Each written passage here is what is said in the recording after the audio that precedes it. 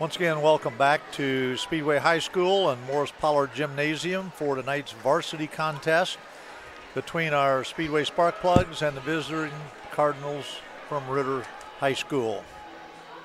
Correction, the Raiders from Ritter High School. Let's talk about starting lineups first. For Ritter, Macy Dill, a 5'6" sophomore, will start at one guard. The other guard is their leading scorer, Nia Stubblefield, a 5'6" senior who scored 22 points and is the leading scorer in the only game that Ritter has played up to this point, but the leading scorer. At forward is Maddie Roberts, a 5'6" senior. Also at forward, Evelyn Buck, a 5'10" senior. And rounding out the starting lineup for the Ritter Raiders is Zeta Iki, a 5'9" junior, will start at center, number 44. They're coached by Jennifer Dijon. Record is 1-0, and I talked to her before the game, and she indicated that they will play a lot of man-to-man defense tonight. Your starting lineup for the Sparkplugs: Reagan Hendry, a 5'8" senior, will be at one guard, number 5. Chloe Ellett, a 5'8" senior, number 10, will be the other guard. At forward is Daniela Galvez, a 5'9" senior. The starting forwards are Alex Delisle, a 6' senior, number 32, and number 33, Audrey Burrell, a 5'11" senior, also will be a forward. So the Sparkplugs will start 5 seniors. Several of them have started for the last couple years, and some of them longer than that. So the experience advantage goes to the Sparkplugs tonight. This early in the season, Coach, you really don't know much about your team yet or your opponent yet. Usually it's the 4th or 5th or 6th game before you really know what you have on your squad. And this is a new Ritter team, a new coach this year. I think there's their third coach in the last 4 years. Sparkplugs have defeated Ritter 3 years in a row, so hopefully to make it 4 tonight. Obviously, it's a conference game. But as you said, it's kind of an unknown.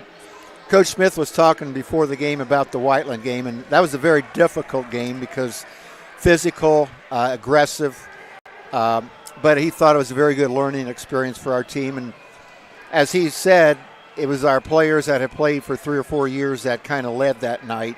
I know he had high praise for Austin Genesis, who didn't score a lot, but really played one of her better games she's ever played. So, as you said, it's kind of an unknown, and we have a lot of players back.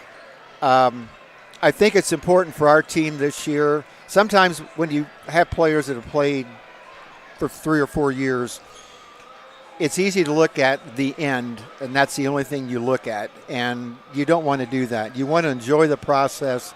You want to enjoy the season. You want to be happy for the young kids that you're going to have to contribute on your team to be successful. You have to lead them. So you got a lot of responsibilities, but enjoy the process. Enjoy the season, and whatever happens at the end happens at the end. I know last year you're always disappointed when you lose in the sectional. But you don't want to make that your total focus. You want to focus every game, every play, and have a lot of fun out the season.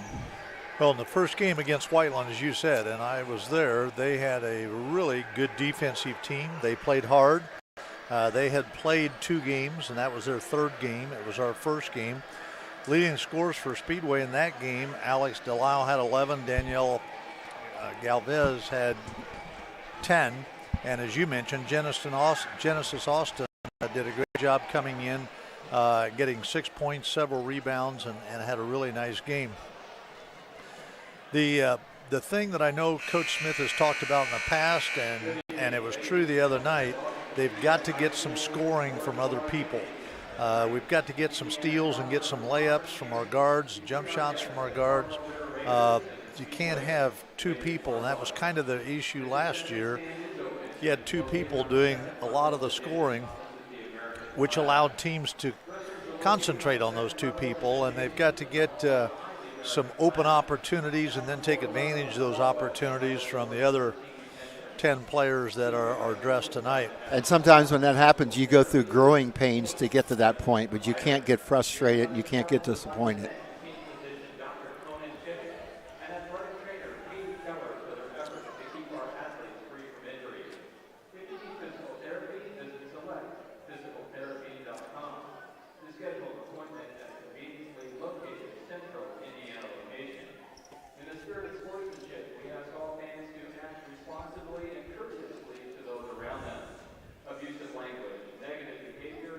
We're listening now to John Dalcarobo, the voice of the Spark Plugs here at home. Coaches and officials the respect they deserve. Thank you for being a good sport.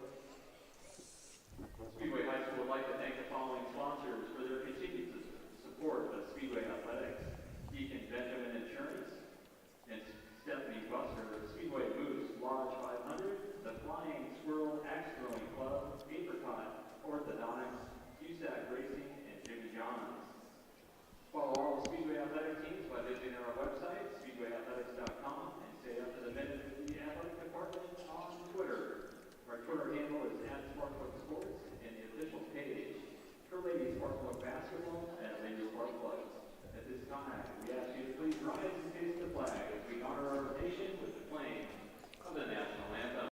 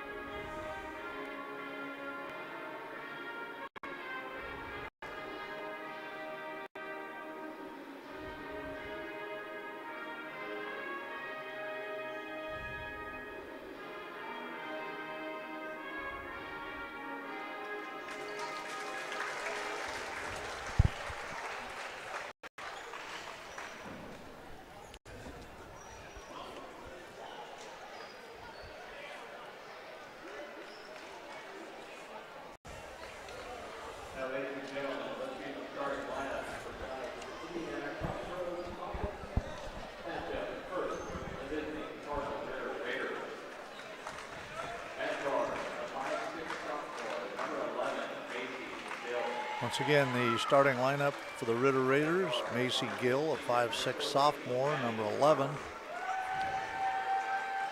Number 14, a 5'6" senior, Maddie Roberts. Evelyn Johnson, Evelyn Buck, excuse me, number 15, a 5'10" senior. Nia Stubblefield, a 5'6" senior, again their leading scorer. And number 44, Zeta Iki, 5'9" junior. Once again, they are 1-0, coached by Jennifer DeJean. So for your Spark Plugs, number 5, Reagan Henry. Number 5, 5'8" senior. Number 10, Chloe Ella, a 5'8" senior guard.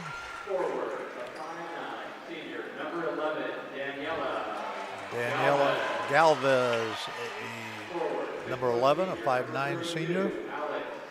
Alex Delisle, number 32, a 6-foot senior. And number 33, Audrey Burrell, a 5'11" senior.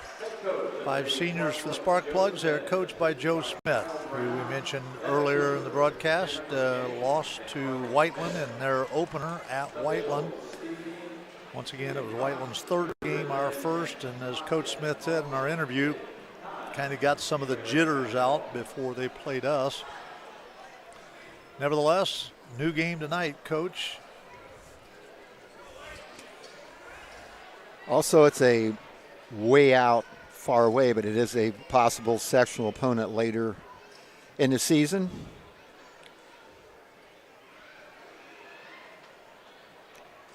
Sparkplugs last year kind of had their way with Ritter. I believe it was a 60-24 victory. But as you said, it's a new season, new game. Alex Delisle gets the tip. Reagan Hendry with the three-pointer right off the bat.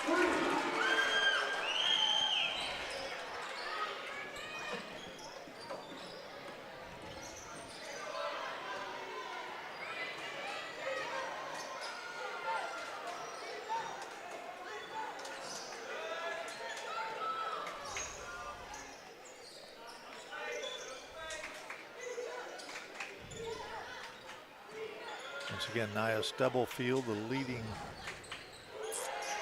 scorer for the Raiders with 22 points in their first game against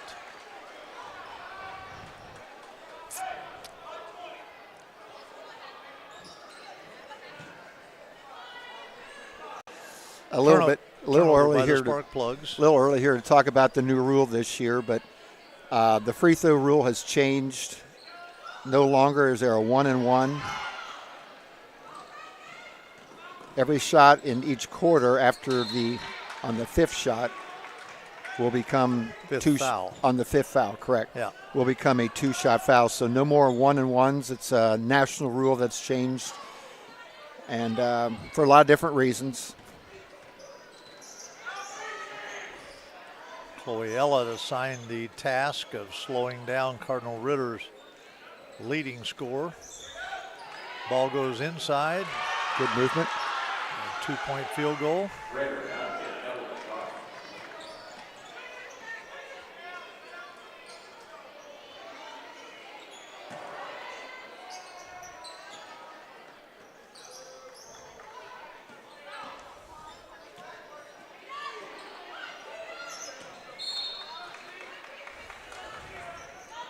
Ritter field goal by Evelyn Buck.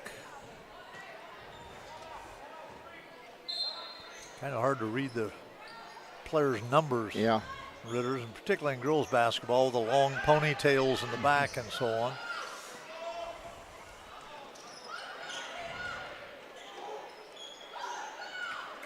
Alex Delisle comes down with a rebound on the missed layup attempt by Evelyn Buck. Chloe Ellett inside to Daniela Galvez.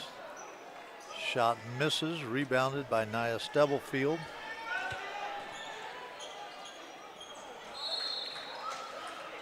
Blocked out of bounds by Chloe Ellett. 3-2 the score. 2 minutes, almost 2 minutes gone in this first quarter.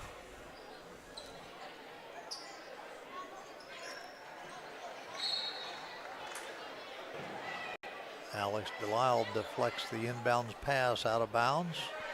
Ritter will remain underneath their own basket with the ball, actually take it out on the side.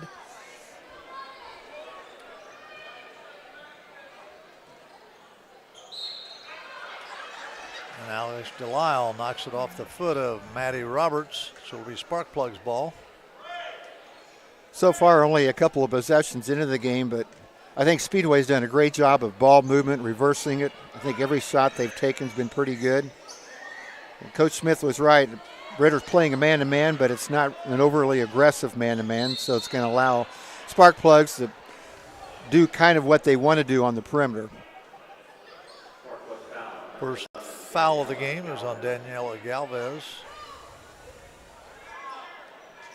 Sparkplugs with some man-to-man pressure.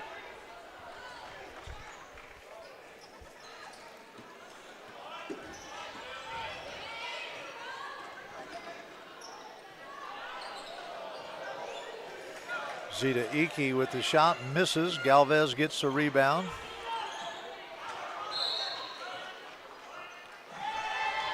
Ball goes off the hands of Audrey Burrell.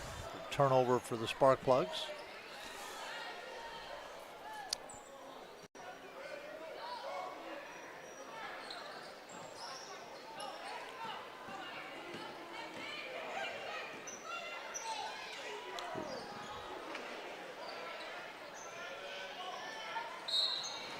That's going to be a foul on Chloe Ellett. But once again, as Ron mentioned just a moment ago, on the 5th foul of each quarter, it's a 2-shot foul.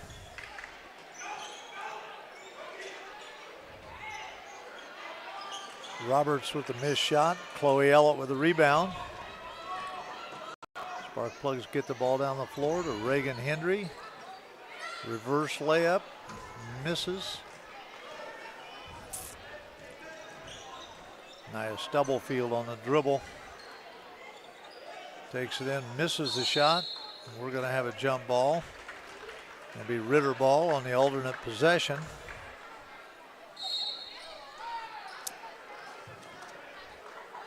Timeout taken by the Raiders. They take a 30-second timeout.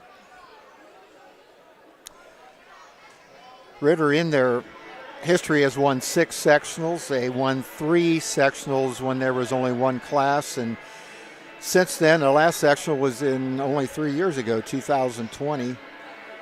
So again, a total of 6 sectionals. As I said, Speedway's won the last 3 meetings. We mentioned the sectional earlier, even though it's a way down line, but sectional this year is going to be held at Beech Grove High School and will involve Crystal House Academy, Cardinal Ritter, Washington, Purdue Polytech, who is the defending champion, and Speedway Spark Plugs. Stubblefield will inbound the ball. Gets it into Evelyn Buck. Ball reversal to Stubblefield for a 3-pointer is no good. The ball goes off Audrey Burrell, and Cardinal Ritter will retain the ball. Once again, the score 3-2, a slow start for both teams offensively.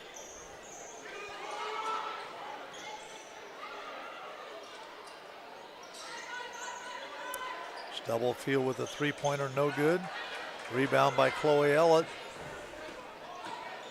Good pass, Chloe. Nice pass to Reagan Hendry, misses the layup, and then commits a foul. I think Reagan tried to do the right thing there by shooting left-handed, but I think she probably had enough time to, and her position was such that she probably could have gone up with her right hand, would have been a little bit more comfortable. Into the game for the Spark Plugs, Miley Walton, number 31, 5'8" junior, and Austin Genesis, the young lady we mentioned early in the game who had a good game at Whiteland, and that's going to be Spark Plug ball. Austin, a good rebounder.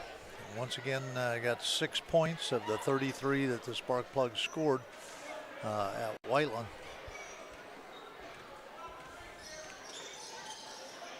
Ellett to Galvez to Delisle.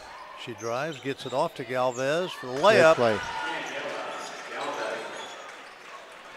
And it's 5-2 Spark Plugs. That play, Tom, probably is a result of 2 players that have played together here for the last 3 years, kind of knowing what each one was doing, and it resulted in a really nice kind of pick and roll type of deal, or give and go.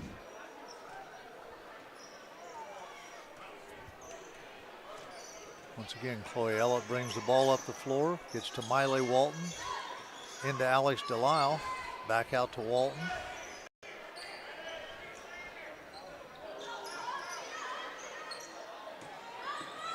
Galvez drives and is fouled by Stubblefield.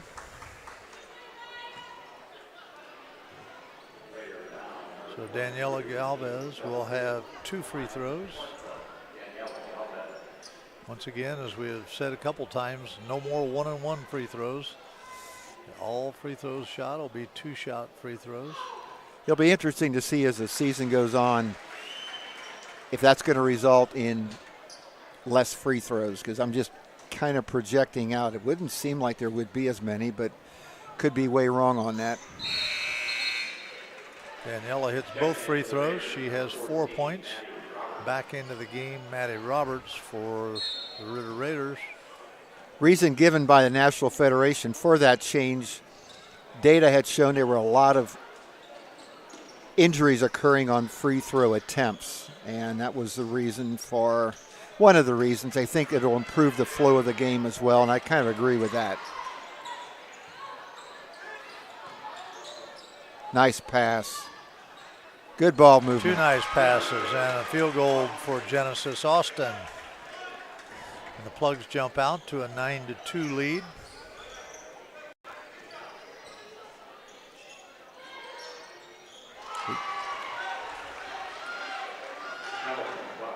And a 2-point field goal by Evelyn Buck.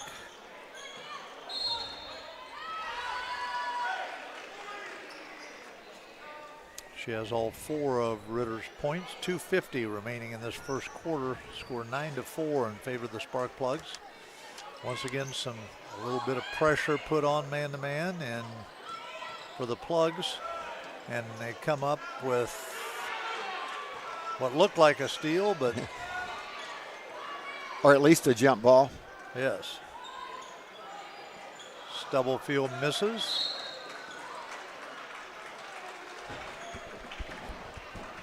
Foul on Evelyn Buck, her first. Second foul by the Raiders. Spark Plugs have 3 fouls.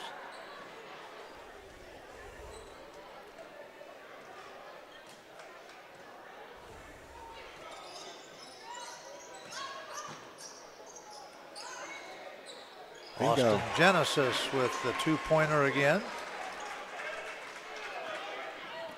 Correction, I said Austin Genesis. I apologize, Genesis. It's Genesis Austin. And I believe I said that earlier today.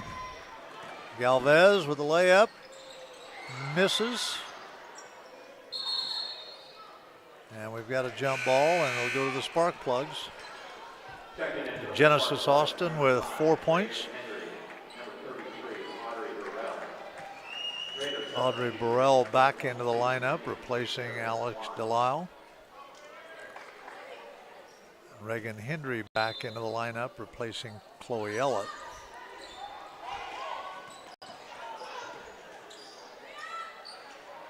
Burrell with a shot misses. Genesis Austin with a rebound, and she's fouled.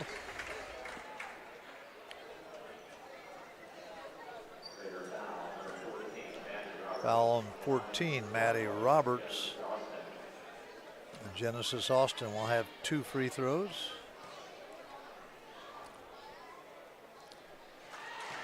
Hits the first.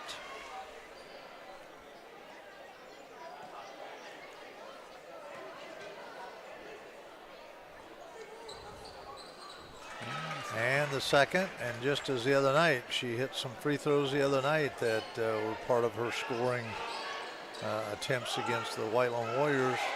A steal by Daniela Galvez. There you go. Stops, hits the layup, and that's Galvez's 6th point.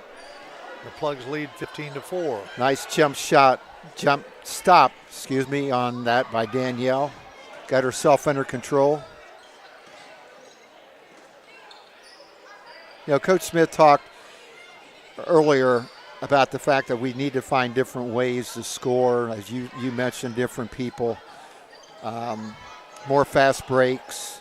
We have a fairly athletic team, and Coach Smith has always done a great job of playing people off of the bench. He tries to get players in early, let them get the feel of the game.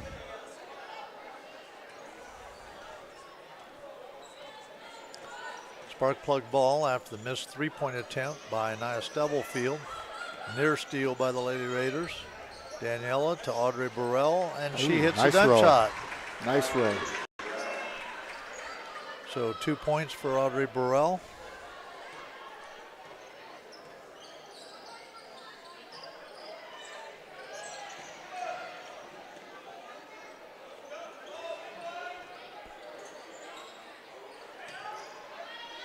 Evelyn Buck with a hook shot. No good. Daniela Galvez with the rebound. Threads the needle to Genesis Austin for the field goal, her 8th point. And a great assist by Daniela Galvez. 19-4 with 20 seconds remaining in the first quarter.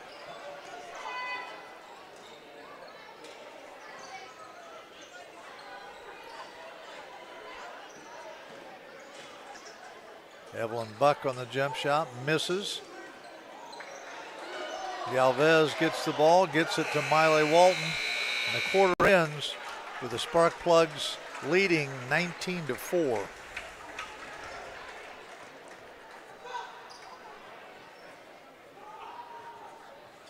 A real good ending to the first quarter for Speedway. As you said earlier, kind of a slow start. But in the last 2.5 minutes, Spark Plugs threw 10 points up on the board, got some fast break baskets. Overall, I thought first quarter, a lot of good, crisp passing, a lot of good ball movement by the Spark Plugs. Again, you mentioned the fact that we need to have more than just a couple of people scoring. And sometimes when you have players that have played for a long time, that's kind of the tendency. It's kind of hard to completely, I don't trust your teammates. I mean, you do, but you've been there and you know how to get the job done, and sometimes you're not really sure about the younger players, but this is a great start here. I don't know for sure how the scoring has gone, but it seems like it's been a little bit more balanced than what we're used to seeing. Well, the scoring for the Spark Plugs, Genesis Austin's the leading scorer with 8. Daniela Galvez has 6. Reagan Hendry with 3. Audrey Burrell with 2. So 13 of the 19 points were scored by somebody other than, and Alex Delisle did not score in the first quarter. So we mentioned about needing to get some more scores, and certainly that quarter that worked. Yep.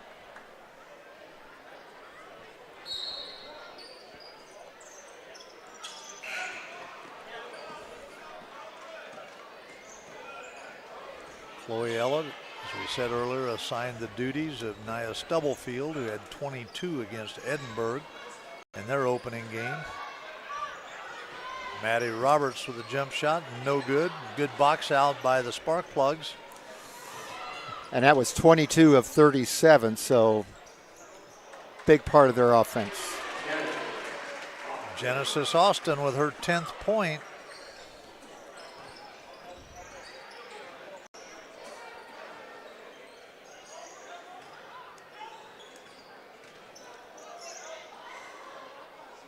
Iki with the jump shot, no good. Galvez with a rebound, steps on the line.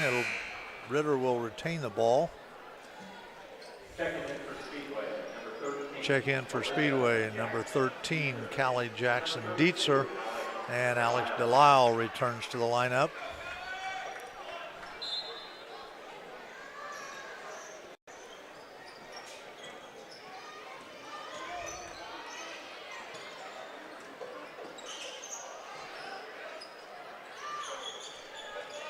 Zeta Iki with the shot inside, misses.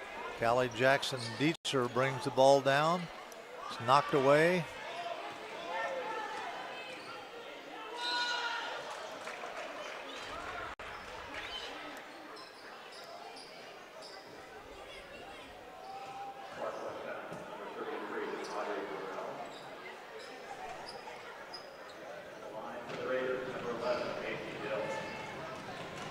Macy Gill at the line for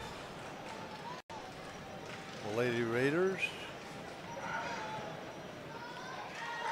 Misses the first.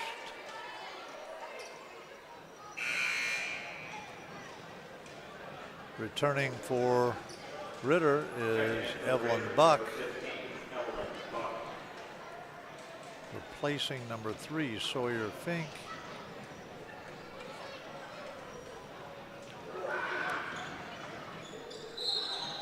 Misses the second as well.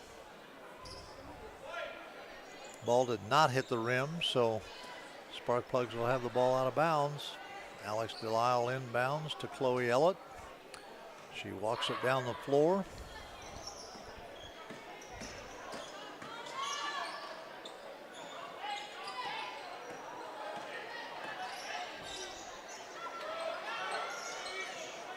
Callie Jackson Dietzer inside to Reagan Hendry. It's blocked.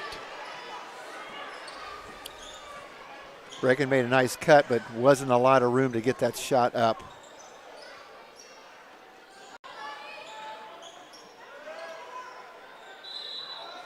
Tom, so far it has not hurt us.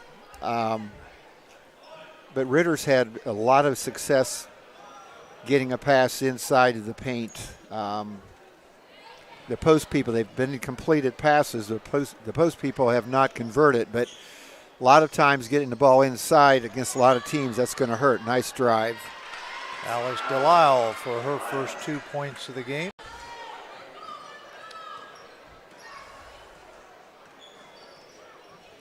And as you play better competition, you're going to have to keep that from happening. You and I both know from our past coaching experience that really at any level of basketball, whether you're talking about the NBA or high school, you get it inside often, you ought to hit a higher percentage of the shots. In the NBA, one of their big stats is points in the paint. Audrey Burrell travels on her drive to the basket.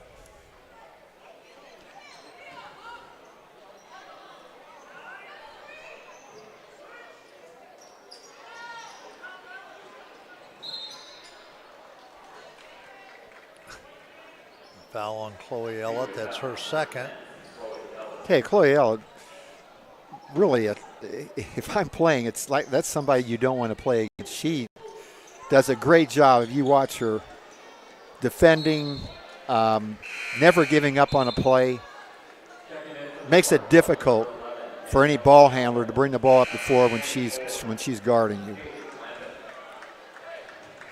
Daniela Galvez back into the lineup, and Haley Clampett, her first entry into the lineup, number 24. Haley, a 6'1" sophomore. Galvez with the drive, and she scores.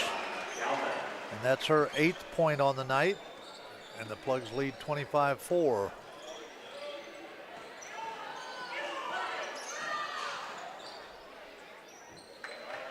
Delisle knocks the ball out of bounds on the entry pass to Nia Stubblefield. Looking around the gym tonight, I know it was a night where they honored a lot of the younger players coming up through the program, but looking around the gym, we got a nice crowd of Speedway, a lot of students showing up here for the first home game of the regular season.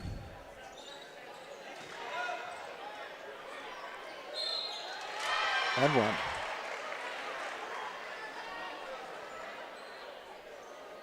The foul is on Haley Clampett. Evelyn Buck gets the field goal plus the free throw attempt.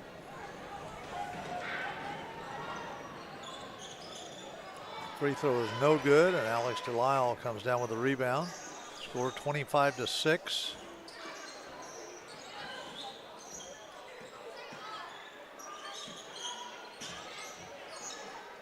Inside to Delisle, and she hits the field goal, her 4th point.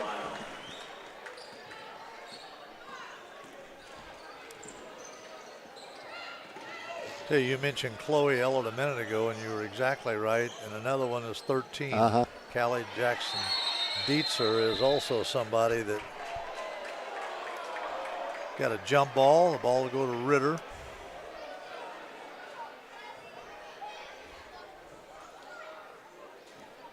Sometimes those mistakes that are made by opponents don't pile up early, but when you have to handle the ball for 32 minutes against pressure like that, close games, you get into the last quarter, sometimes fatigue can make a big difference when you're being guarded like that. Delisle's pass to Reagan Hendry goes off Reagan's hands out of bounds. So Ritter will retain the ball. And that's going to be a foul on Reagan Hendry. And that's her second.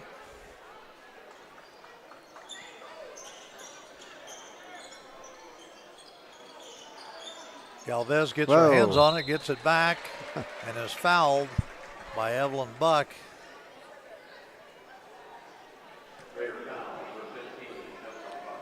That's Buck's second foul as well. Daniela will go to the line for 2 free throws.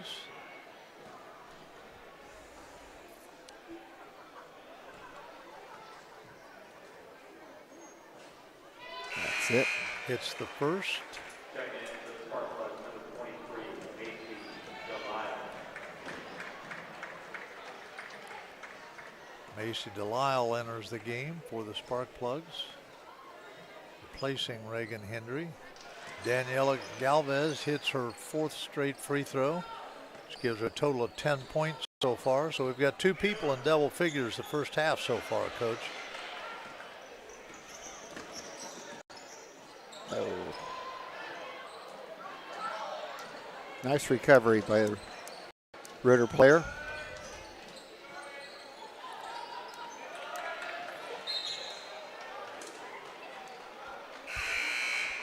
That time Haley Clampa did a great job of getting around that player on the low post, which is something we talked about wasn't being done a lot earlier, but she did a great job of trying to make it that pass from the perimeter difficult.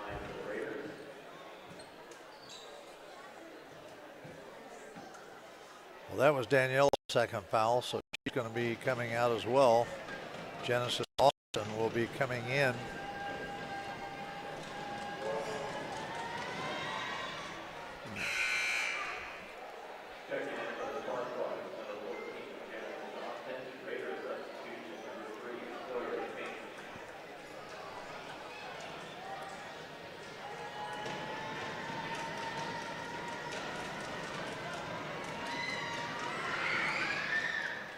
Go.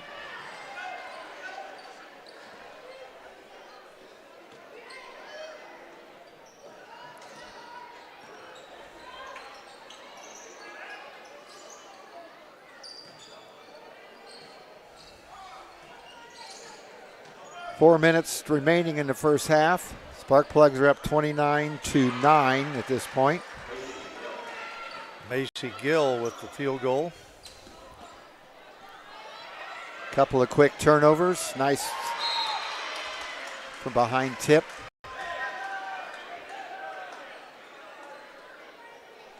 (29-9) in favor of the Spark Plugs. 3:38 remaining in this first half. So any Speedway fouls from here on the remainder of this quarter will be 2-shot fouls.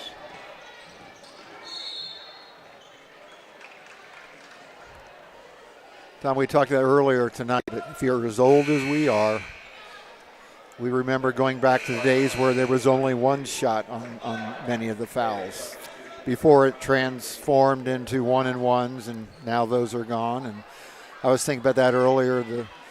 I don't think I'm old enough to remember the jump ball after every score. I know I'm not that old, but some big rule changes really have changed the game over the years. The 3-point shot probably has been the most obvious one that's made the biggest change.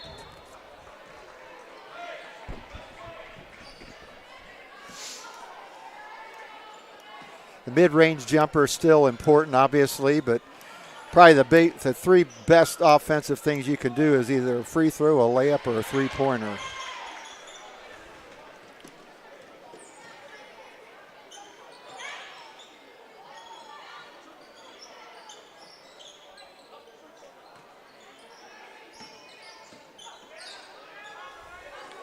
Alice Delisle with a lob into Haley Clampett. Really good help there by number 22 for Ritter. Anticipated that pass and came from the help side.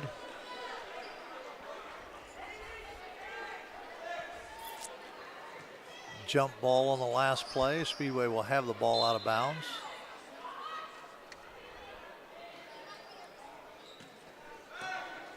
Haley Clampett with the miss. Ritter with the ball. Nia Stubblefield. Maddie Roberts. Rounding out. Haley Clampett comes down with a rebound. Callie Jackson Dietzer on the dribble. Into Genesis Yes. Austin, and she hits the field goal for her 12th point.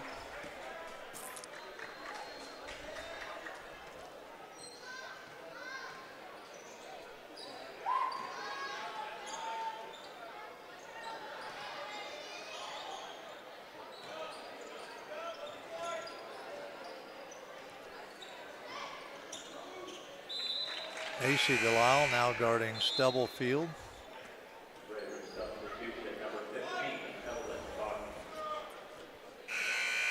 You know, Coach Smith holds pretty closely to the hard and fast rule. If you get 2 fouls in the first half, you're coming out. And that was an old Al McGuire thing. Didn't make any difference who you were. He didn't want you getting your 3rd foul in the first half.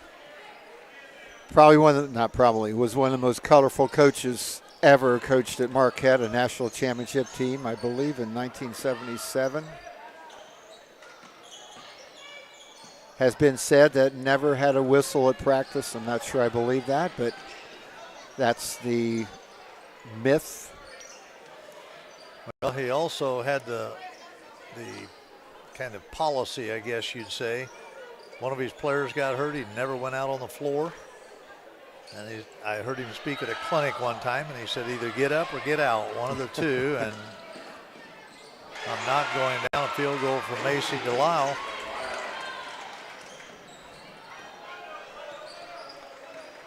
There aren't a lot of coaches like that anymore. Abe Lemons at Texas, and we're dating ourselves, I know, but anybody that listening is as old as we are, remember the stories about it, particularly those two coaches. And very good coaches, by the way, as well. Remember, Abe Lemons had a book. You scored one more point than a dead man.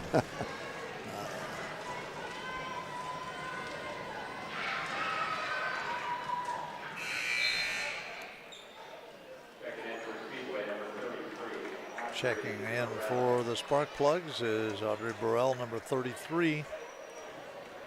Audrey with 2 points so far, 1 foul.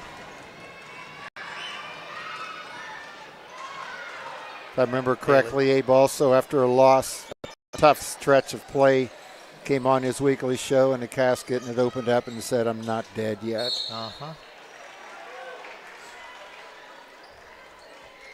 As you say, one of the colorful. Coached at Texas, Tom, and actually had the #1 team in the country for a while, several years. So we're not talking about people that were just colorful. We're talking about people that were very good basketball coaches.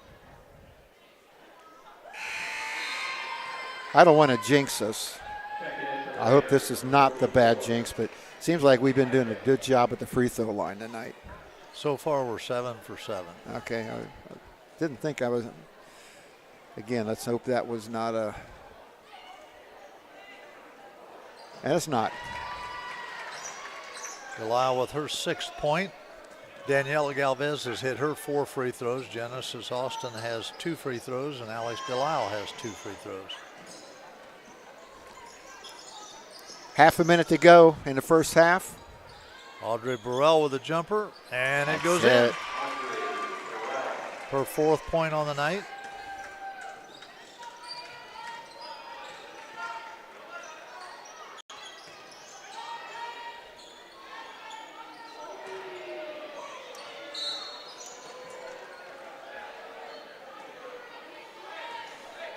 .8 seconds remaining in this first half, 37-9. I wonder if Ritter's running out of bounds plays underneath their basket. It seems like tonight they've had probably a dozen of those so far.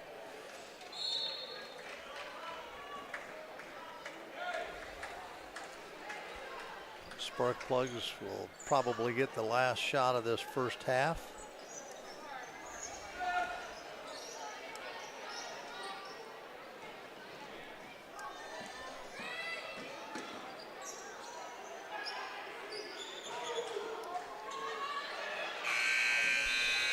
That completes the first half with the score at halftime, Speedway 37, Cardinal Ritter Raiders 8.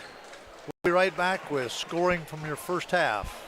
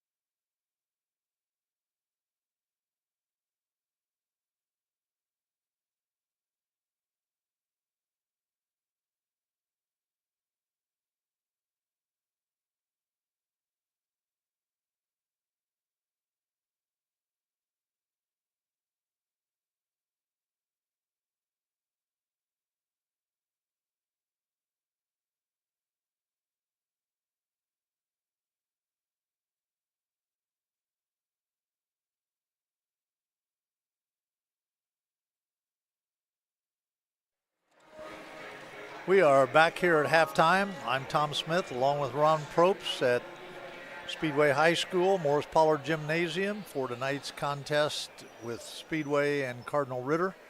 Scoring the first half for Cardinal Ritter, Evelyn Buck had 6 points. Macy Gill had 3 points for a total of 9. For the Sparkplugs, Reagan Hendry started the game off with a 3-pointer, and she has 3 points at halftime. Daniela Galvez has 10 at halftime.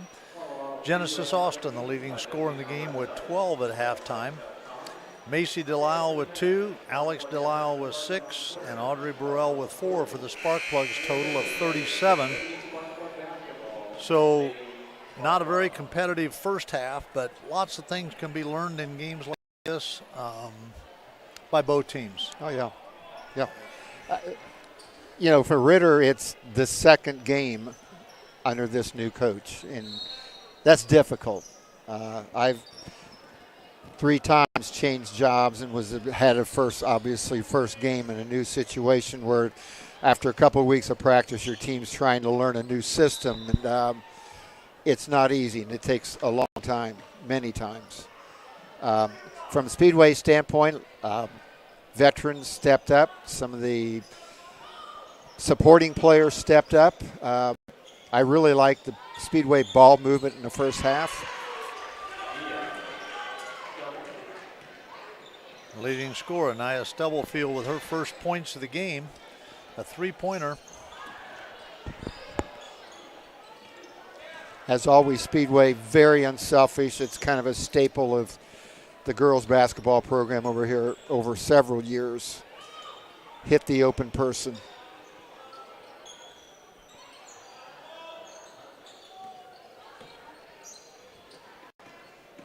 Not much fancy ado on anybody's defensive part tonight. Both teams playing a man-to-man. Speedway's a little bit more aggressive than Ritter's.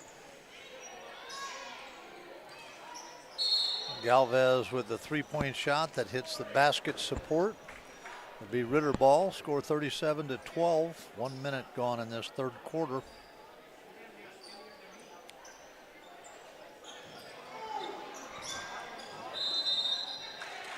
Five-second violation with the little man-to-man press the Sparkplugs have put on. Chloe Ellett will inbound the ball. Alex Delisle for 3, no good. Galvez with the rebound, no good. Puts it back up, no good. And Ritter comes down with the rebound. There's some good shots for the Sparkplugs that time that wouldn't fall. Nice defense good inside. Steal by Delisle. Good positioning.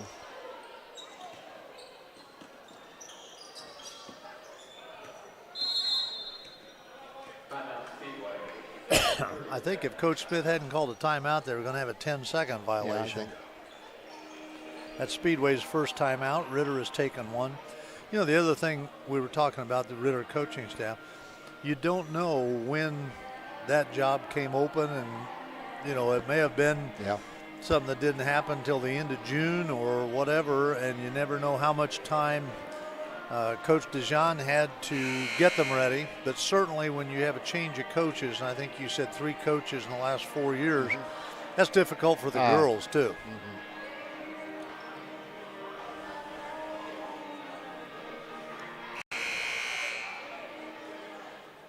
Be Speedway ball.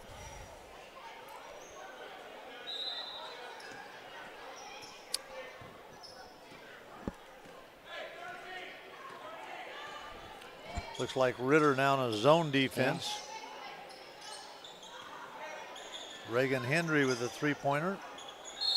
Hits the basket, hits the timing thing up above the basket. So the Sparkplugs have not scored in a minute and 40 seconds of this third quarter.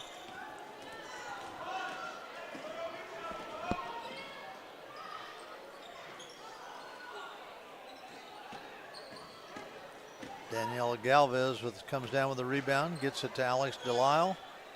Back to Galvez.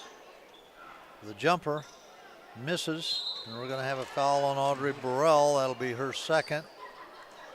First foul of the second half.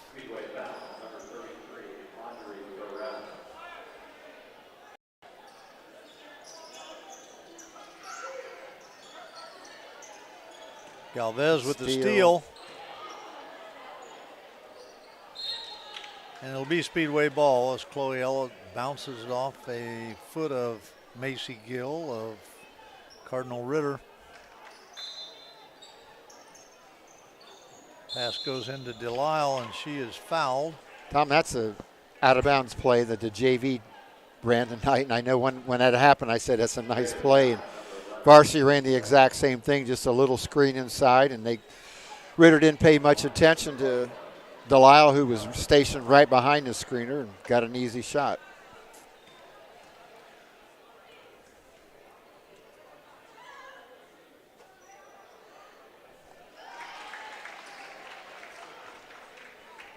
Delisle's 7th point on the night.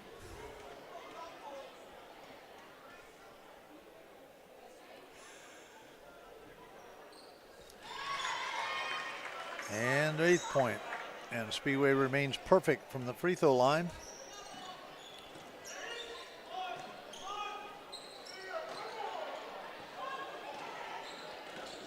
Might get a rebound here. Ball goes off a Ritter player. It'll be Speedway ball out of bounds.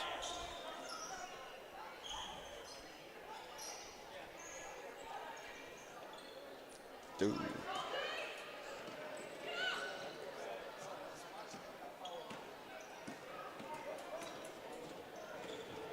Delisle on the dribble to Reagan Hendry. Back to Reagan inside, and she is fouled. We'll go to the line. Reagan's got a nice little knack of getting open inside. I think her lack of height sometimes makes her difficult to get those shots up, but she seems to have a little knack of getting open within 5 feet of the basket many times.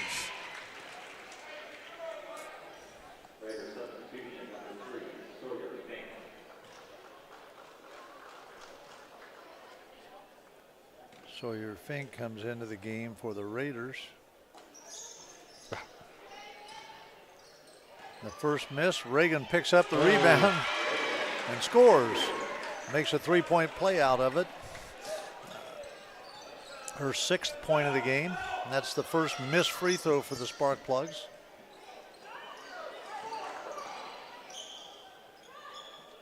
Roberts scores.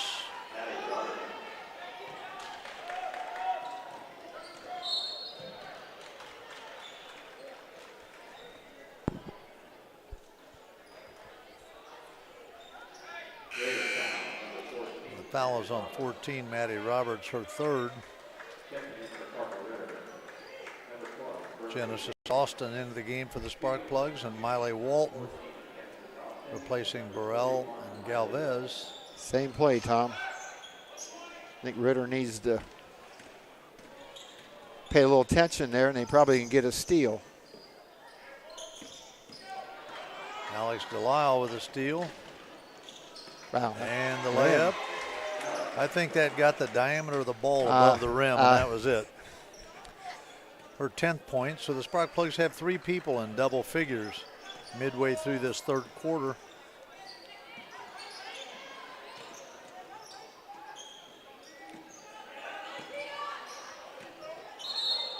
You know, it's a double dribble there, but that was a nice little up and under move. She just went a little bit too far, but that was a really good offensive move.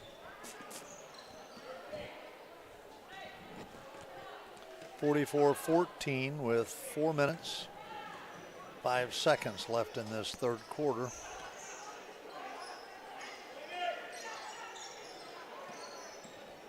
Not a lot of resistance here from the Ritter defense.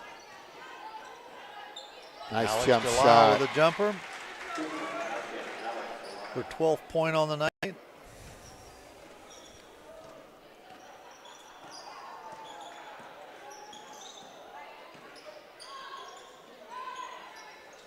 Good shot. Good shot by Sawyer Fink, her first field goal of the ball game.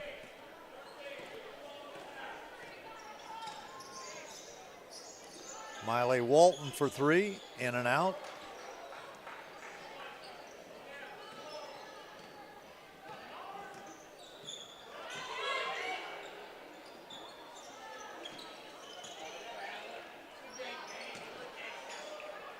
Daniela Galvez comes away with a rebound.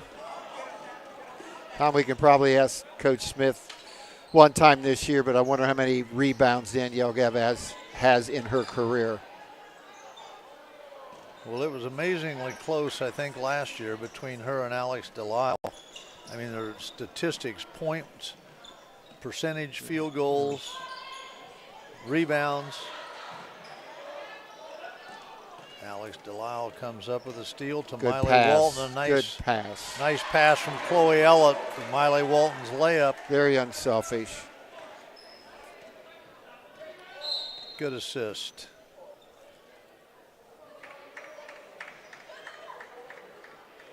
For Chloe Ellett, and a timeout taken, a full timeout.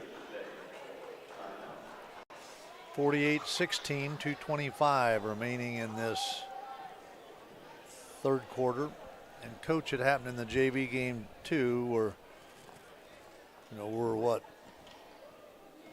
32-point Right. differential right now, and I believe it's 35 points. It goes to a running clock, which was instituted in football and basketball,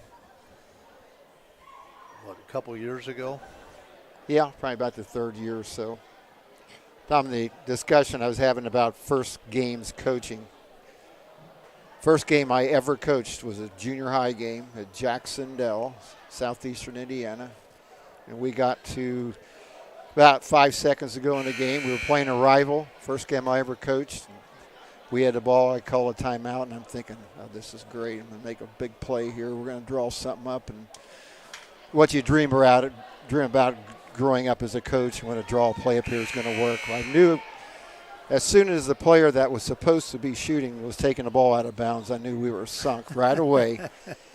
And we threw the ball into bounds, and right around where the free throw or the volleyball line is, one of a player behind the over the head shot and banked in, and we went in. We won by 2 points. But just like you drew it yeah, up. it was. But I learned two things that night. That was one thing, is never, even at the high school or college level, the guys sometimes don't know what's going on. The other thing I learned that night was after the game, talking to the athletic director, who was also the head coach, congratulate me, and he goes, I said, we didn't deserve to win that game. He goes, never say that. Wins are hard to come by. You might be disappointed, but never say that, and that's something I never forgot. Uh-huh. That was Good 1976. And he was right.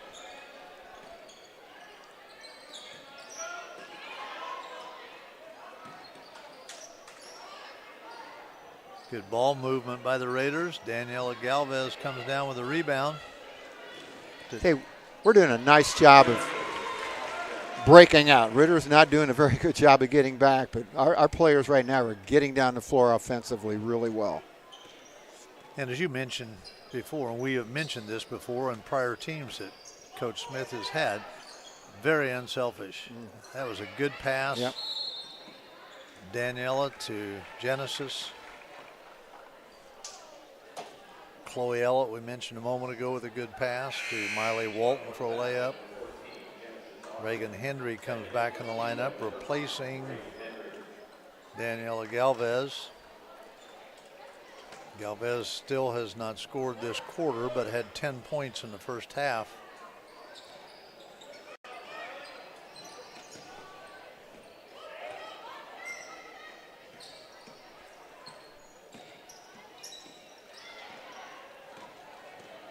Miley Walton on the dribble, off to Callie Jackson-Dietzer, who backs it back out. Reagan Hendry in the corner, misses, saves it. Save. Genesis Austin gets it.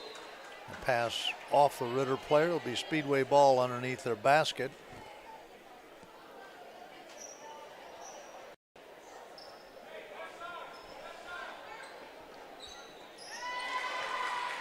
Genesis Austin with her 16th point on the night. And Tommy, you mentioned the 35-point rule, which we're at right now, and to my understanding is no matter what happens going forward, this is a running clock the rest of the game. I think that's what the rule is. And you never expect somebody to come from behind that far, but I remember a high school game, it's been few years ago, but it was Heritage Hills. And if I remember right, they were up 31 in that game and got beat. So it's possible, but not very likely. Well, speaking of comebacks, in last night's game, I think the Pacers were down 10 with like 3 minutes to go and came back and won, had a 5-point lead, and the Milwaukee Bucks hit a 3 in the last 2 seconds. It cut it to 2. Nice pass from Callie Jackson-Dietzer. She gets the ball back, shot misses. And that completes the third quarter with a score 52-16. And in professional ranks, big swings in the score are normal. If I remember right, last night the Pacers were down 18 early, and then, as you said, 1 point in the game was down 10, so that's a 28-point swing. Professionally, you see that happen quite a bit. Collegiately in high school, those big turnarounds happen, but not nearly as frequently as they do at the professional level. 52-16, Speedway leads Ritter going into the final quarter of play. Opening night here at Speedway, a lot of people, a lot of students. The first of many games that will be played here in Pollard Gymnasium this season. The boys just started practice, I believe, last Monday, so they got a little ways to go yet before they play. Another week, probably a scrimmage coming up in another week or so.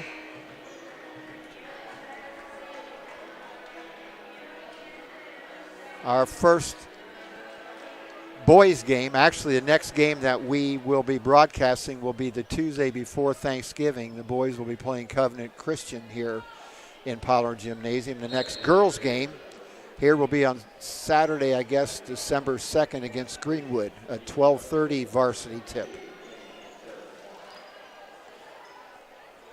Audrey Burrell with a jumper for her 6th point.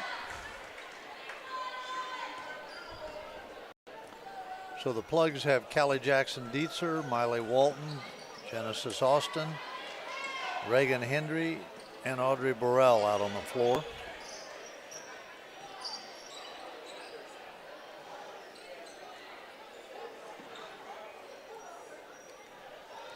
Good ball movement. Reagan Hendry with a 3-point shot, no good. Audrey Burrell with a rebound, no good. Rebound made by Zeta Iki of the Lady Cardinals. Good defense by Callie Jackson-Dietzer. Knocks the ball away.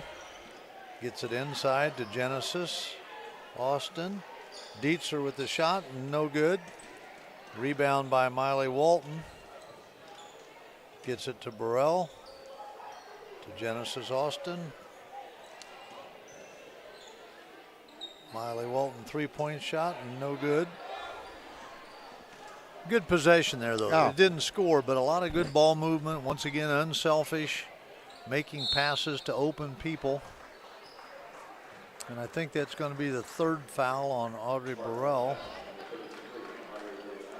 And it's always an advantage here with a very comfortable lead where you can have 2 of your senior leaders, 2 of your leading scorers can watch from the bench and give a lot of players playing time that we know we're going to need as the season goes on.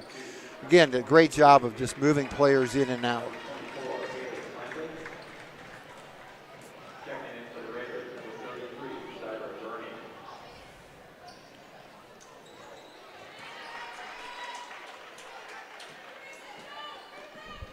Evelyn Buck with 2 free throws. Bingo. Macy Delisle for 3.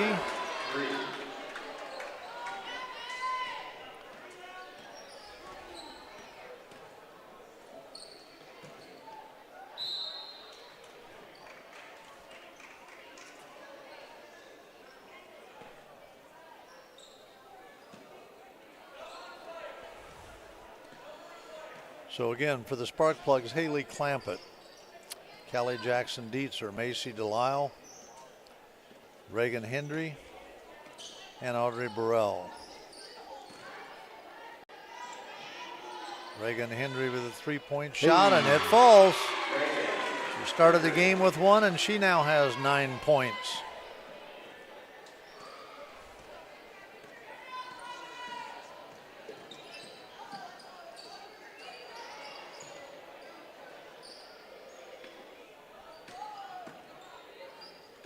Oh, nice pass. Good pass. Evelyn Buckshot goes around and out. Rebound by Audrey Burrell.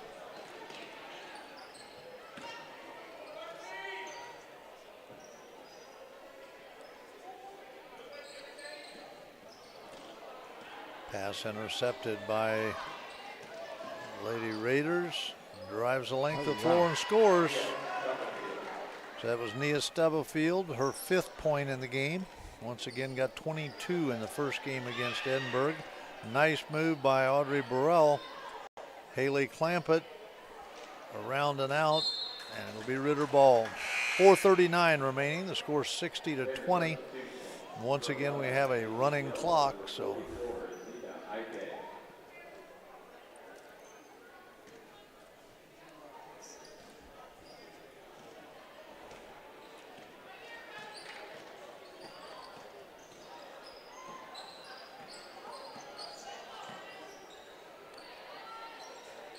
Evelyn Buck with a shot, no good. Macy Delisle with a rebound.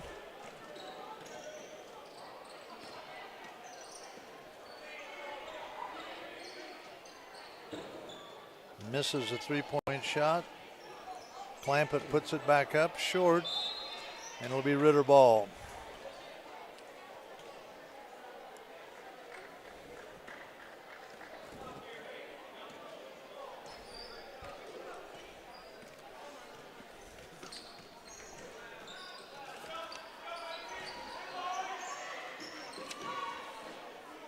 Buck over to Stubblefield.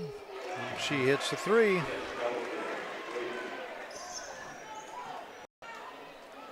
Her 8th point of the game.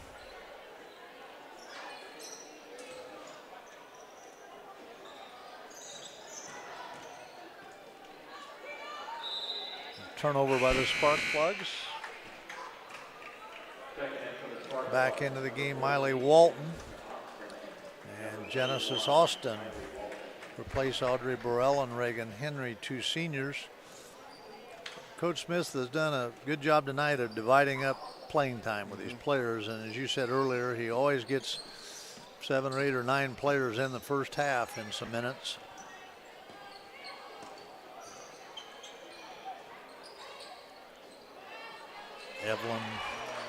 Macy Gill.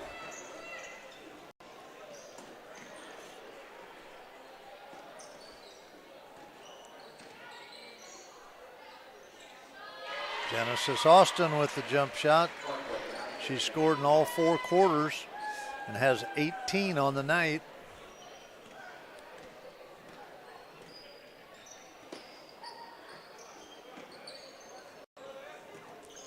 Might have been a double dribble. Yep.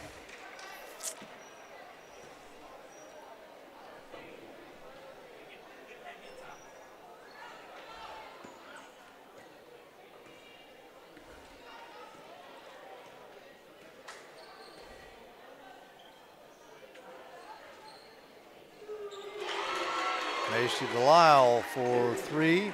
That's her 8th point on the night.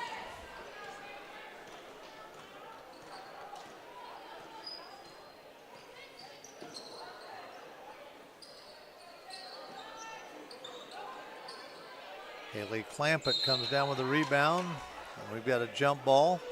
A possession arrow going to Ritter. 1:24 and counting in this 4th quarter.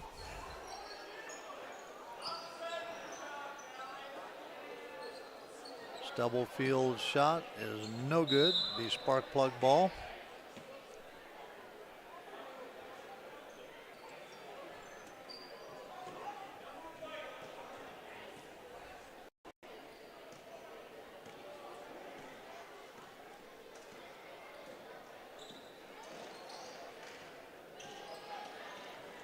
Ball goes inside to Genesis Austin. Misses a little short jumper.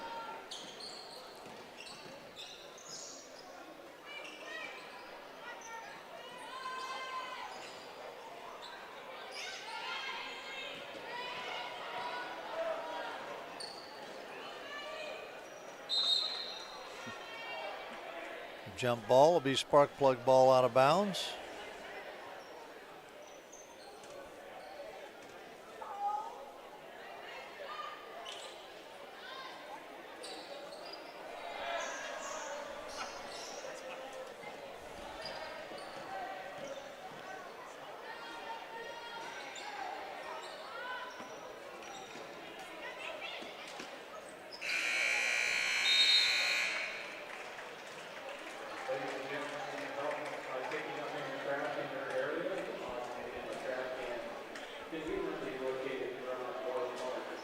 And that completes the game. The final score is 65-25 in favor of the Spark Plugs.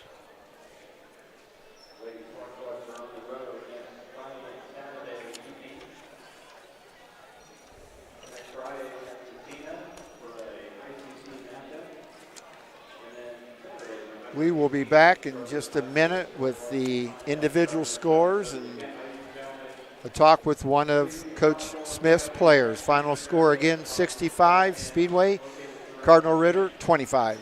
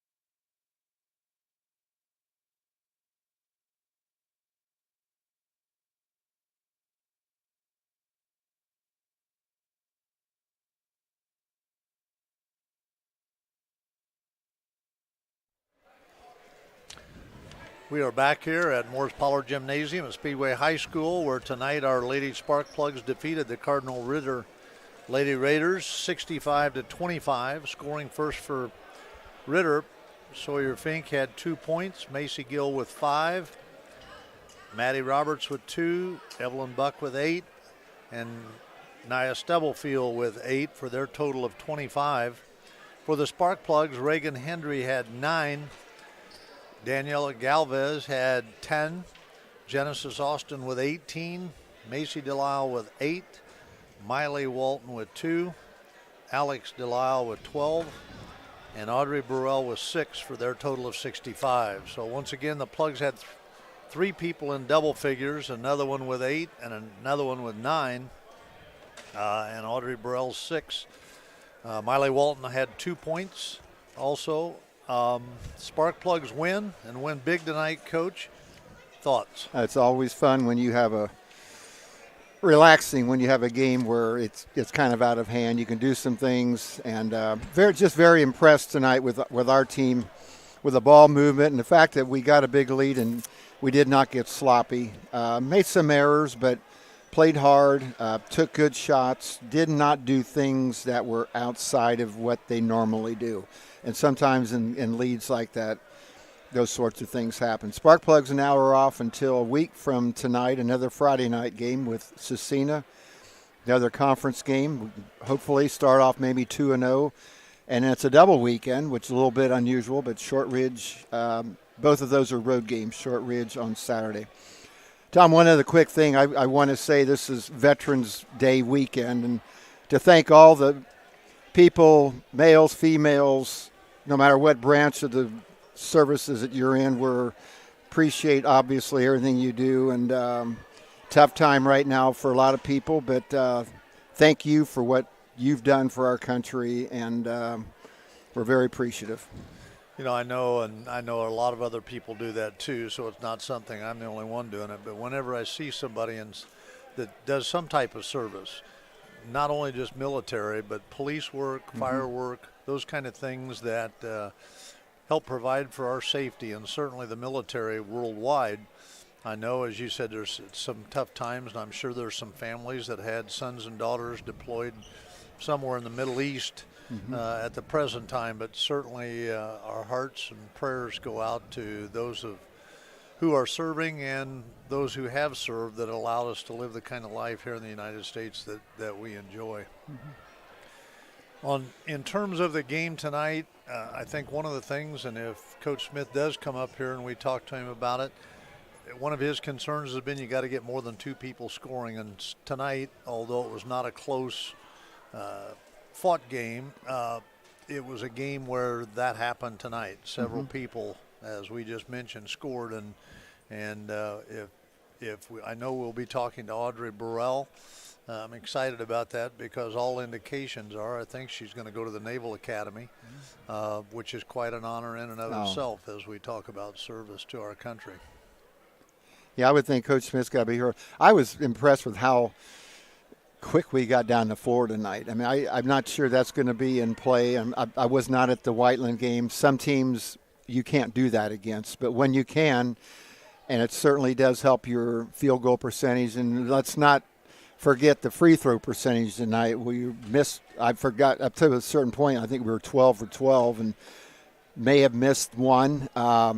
But that's going to win you a lot of games because I know over the course of seasons gone past, you see a lot of games where at any level, professional or collegiately, bad free throw shooting can doom you. But, boy, I tell you what, tonight we hit them. Well, tonight we were 11 for 12. And you mentioned that at any level. I went to a Pacer game this week ago, and they played Charlotte, and Charlotte was 23, I think, for 23 from the free throw line and won by 1 point. And so certainly at every level, I used to tell my players, and I'm sure you did too, that a third of the points that you'll score on average are going to come from the free throw line. And whether you hit those or miss those determine obviously how many points you're going to end up with, but certainly an important part of the game that, as you say, can win games for you and it can lose games for you. So we will be right back in just a moment with some interviews with Audrey Burrell and Coach Joe Smith.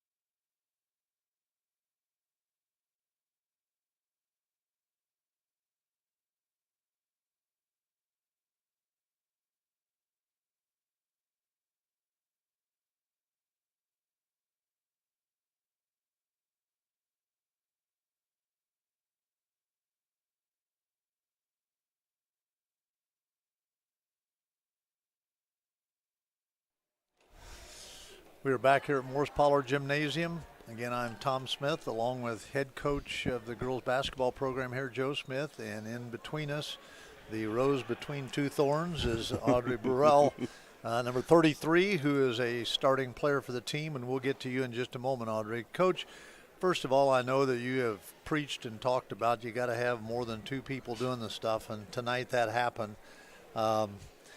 You look at the stats in front of you. I think there were 7 different people who scored and chipped in. Those who didn't reach double figures certainly were keys to the game as well. That has to make you happy of the scoring tonight. Absolutely. I think it makes it hard to, hopefully if Cecina's watching us or Shortridge, they're thinking, who are we going to stop, because we got so many weapons. And I really thought going into the season that was kind of be the situation where there's some nights that Audrey's going to score 10 or 12 points, and and then another night it's going to be somebody else. Well, tonight we put 4 in double figures, 3 in double figures, 1 was 1 point off. So a total team effort, and I thought the things that we had focused on Wednesday and Thursday in practice, we did tonight in the game. The other thing, defensively, Nia Stubblefield scored 22 against Edinburgh and didn't score in the first half. Ended up with 8 points as she hit 2 threes late. But you did a good job. Chloe Ellett, I think, was on her most of the first half. She was. But I thought defensively your players did a good job as well. I thought they did too, and we didn't do a very good job on Tuesday night we would wait until the defender caught it, and then we would jump to the help side. Or, we've talked about your reaction should be when the flight of the ball is happening, not on the catch. And I thought we did a really good job of that. I thought our team defense was good. We were jumping to the midline, and they'd catch the ball in the post, and they just had to kick it out, or there wasn't anything they could do about that. So I thought our kids did a good job. But that doesn't shock me, because we have great kids that play for us. And it starts with our 5 seniors. They just do a great job of leading, and they know the right time to joke around, and they know the right time not to. They just have done a great job for us. I told somebody tonight, I said, they go, who starts for you? I go, all 5 seniors. And they said, wow, that's amazing. And I said, I've never been a coach or an assistant coach of a team that has started 5 seniors. And I felt like there was a calmness on the floor and a confidence when you start 5 seniors that have played as many varsity basketball games as they have. I just think they've done a good job, and they've relished that of leading in practice, leading in the locker room. We just had a quick meeting in the coach's office before we came up with the seniors, and they've just done a really good job, and they are the epitome of our basketball program. The two things that Coach Probst and I talked about up here was, one, how quickly you got down the floor, for some open shots and layups and so on. And secondly, and this isn't something that's new this year, how unselfish your team is. They don't seem to care who scores. And that's funny you say that, because Coach Brown looked at me on the bench and said, because on Tuesday night we had 5 assists.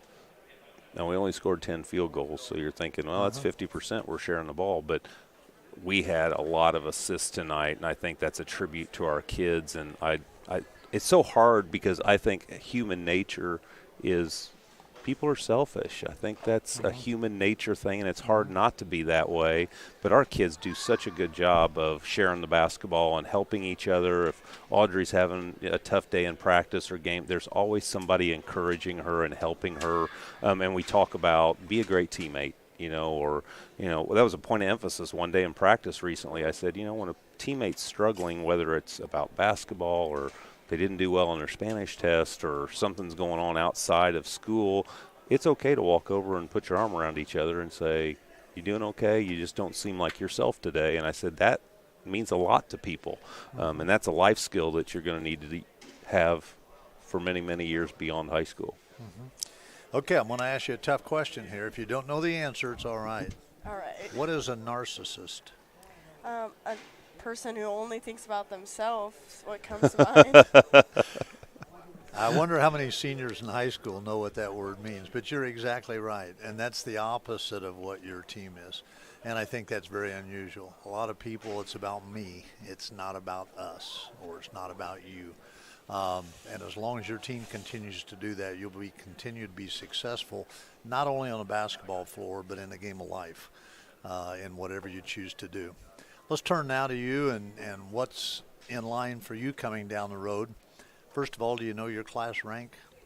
I'm pretty sure I'm 9th in the class right now. Okay, so that's... She's number 8. I looked up today. Oh, She's actually number 8. Number 8. Modesty, that's a good thing. Yeah, number 8 in the class. So that means that unless you mess up the rest of this first semester, you're going to be at the top 10 dinner. And I imagine, and I don't know who all, but I imagine you've got some teammates that are going to be at the top 10 dinner as well, which speaks about kind of the aura or the neatness, part of the neatness to me anyway of this school, is that you guys are the epitome of what a student athlete is. A lot of people are athletes that aren't students, and some people are students that aren't athletes. Let's start with your class schedule. Tell us from first period to the end of the day. All right, well, I take 5 AP classes, so it's a pretty busy day, but first period, hold on, let me think. First period, I have AP Chemistry, and then I go to AP Spanish, then AP Lit, and then I have a TA class for an Algebra 1 class. And then I have AP Calc, and then my weight training class, and then I finish off the day with AP Government. And she's number 8 in her class. That's pretty impressive. Yes. Tell us about family. I have a brother who's like my best friend. He's 10. You'll probably see him in a couple of years playing whatever he plays, football, basketball, whatever. He's most retired. And then I have 2 very supportive parents who just always keep me on my feet, always keep me going down the right path, and really, made me who I am today. Well, that's another one of the many reasons why you're very fortunate to have mom and dad at home and got the rails out on the side like the bowling alley, the bumper things that keep you in between where you need to be. Let's talk about favorite teacher, and I know that's a tough one. Well, my favorite teacher overall is probably my 2nd grade teacher, Miss Berkmeyer. She's always been there for me. She's still there for me today. She really got me to have that competitive, tough attitude and just, be the person I am today. Like, I'll still see her all the time, and that's probably who I'm going to invite to the top 10 dinner. Then my favorite high school teacher right now is Mr. Wills. That's who I TA for, and then he's also my assistant soccer coach. Uh-huh. And he really like helped me my freshman year, and I hated math until he was my teacher. Very good, and I think that's neat what you said about Mrs. Berkmeyer, because the top 10 dinner started when I was the principal, and it wasn't my idea. I had to steal it from somebody because I don't think I've ever had an original idea, but what started my first year as the principal. And I was always happy when we had some elementary teachers that were chosen, because typically high school teachers are the ones that have the advantage. They're the ones that are most recent, so I was glad to hear you say that. We just think that's a neat, nice evening for both students who have earned that and for the teachers who are chosen. So congratulations on that, unless you just totally mess up this first semester and drop to number 11. You will be there on that evening. Let's talk about the future. You graduate from Speedway High School in May, and what then? Well, that's a tough question right now. My dream goal is to either go to the Naval Academy or the U.S. Merchant Marine Academy, which, as you know, is a tough process. So that is my main goal and everything, and I've been working really hard towards that. So hope to see that in the future. Okay, if we said the Naval Academy, what do you think the odds are of that happening? I think I'm able to do it. I think I have the grades and the athletics, and like I'm a well-rounded person, and it's just really like, I have to get my congressional nomination for that, and if my medical records are good up for that. So if I can interrupt here, I think tomorrow you have one of your interviews, correct? Yes, is that I tomorrow? Do. I have with Senator Young, or? No, I just have a interview for with one of the coaches. That's tomorrow. right. Okay. But you have an interview coming up very soon, right? Next Yes, Saturday. I think it's the clue. 18th. She has an interview with the senator that's the first one, and then she'll have another one in December. I got a little inside intel today about her process. Okay. Well, I'm sure if that has anything to do with it, you'll be at the Naval Academy. I had the good fortune to travel there in the mid-'90s when I was an assistant principal, because they wanted administrators to come there to see it, so you'd go back and encourage kids to go to the Naval Academy. And I don't know how anybody walks through that area of Annapolis where the academy is and doesn't have goosebumps from the patriotism and the love of our country that beautiful. I felt. I think everybody would have to think of that. So we'll keep our fingers crossed, and because that is quite an honor. And I hope that works out for you. I hope your dream is fulfilled to either place, but I know the Naval Academy is one you've been talking about for some time. On behalf of Speedway Schools and the school board and the town and everything, it's people like you that makes our town what it is. And I want to congratulate you and congratulate your parents because I'm sure they've been a part of that, as you mentioned. And we're just happy you're here, and we're proud you're here. And I want to wish you good luck the rest of the season. Thank you. Okay? You're welcome. For Coach Joe Smith and Audrey Burrell, for our camera people tonight, Brian Pierce is the leader of the group tonight, along with Henry Johnson and Ted Howlett. We want to thank them for their dedication and time to bring this game to you. Once again, the final score, Speedway 65, Ritter 25. Tom Smith, Joe Smith, Audrey Burrell saying good night. Have a great tomorrow.